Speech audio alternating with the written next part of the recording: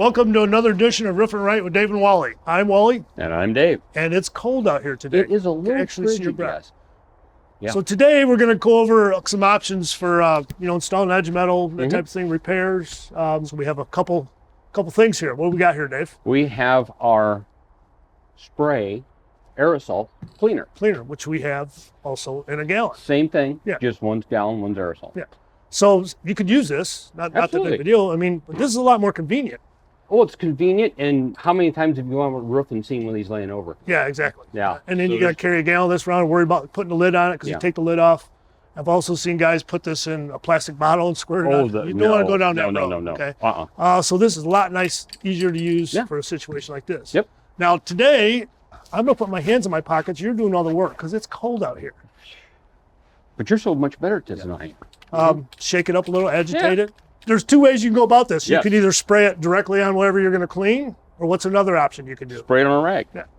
Can I show you both? Sure, go ahead. All right. Everybody's going to find their own way. Again, temperature dependent. The warmer it is, you might want to maybe spray it on a rag and then put it on whatever you're going to clean. Okay. Right? Spray it. Wipe it down. Mm-hmm. Now I'm going to spray it on the rag. Want to make sure you get the membrane. Again, we also have to wait till it obviously flashes off, just like with any solvent type cleaner, right? Yeah. Boy, you can sure tell the difference, can you? Yeah. Wow. Okay. So storage on this this can here, just like anything, obviously flammable, you want to store it where it's safe. Right. And temperature-wise, again, anything with like any type of liquid, we want to store inside. If it gets down cold, we don't want to leave it on the roof overnight, especially in temperatures like this. Oh, yeah. So again, once this is flashed off. It's flashed. Okay. Okay, now I'm going to use a primer, aerosol primer. Which we also have a regular primer, and then we have the standard aerosol primer. Right, same thing.